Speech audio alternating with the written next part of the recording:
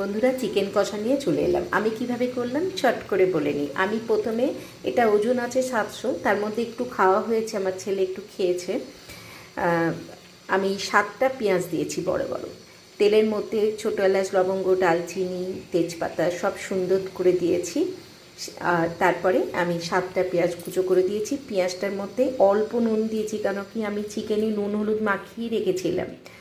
তো সেই মতো আন্দাজ মতো নুন দিতে হবে একটুখানি, যাতে পেঁয়াজটা একটু তাড়াতাড়ি করে গলে এবং লালটাও খুব ভালো হয়।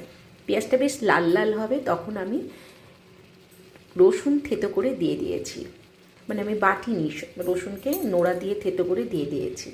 বেশ অনেকটা 8টা 9টা মতো রসুন দিয়েছি বড় কোয়ার। তারপরে আমি আদা গ্রেট করে দিয়ে দিয়েছি। তারপরেই আমি 8টা পেঁয়াজ যেহেতু, 7-8টা পেঁয়াজ যেহেতু ভাজছি, তেল তো অনেকটাই গেছে, তার মধ্যে আমি চিকেনগুলো তুলে তুলে দিয়েছি। এই নয় যে থালা শুদ্ধ চিকেন নুন হলুদ মাখিয়ে রেখেছি দিয়ে দিলাম, কারণ নিচে তো জল আছে না, বাজে হয়ে যাবে। তাই চিকেনগুলো তুলে তুলে দিয়ে সুন্দরভাবে ভাজলাম। বেশ চিকেনগুলো লাল লাল ভাজা হবে কোথাও কোথাও, তখন আমি ধনে জিরে অল্প আর তার সাথে কাঁচা লঙ্কা বেটে দিয়ে দিলাম।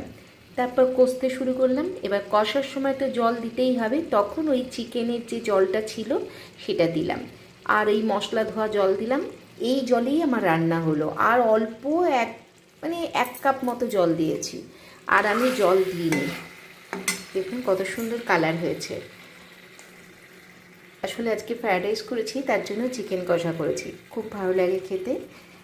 সবার শেষে ওপর থেকে আমি গরম মশলা গুঁড়ো দিয়েছি, কারণ চিকেনের ঝোল নয় তো যে বেটে দেবো, তাই গুঁড়ো দিলাম।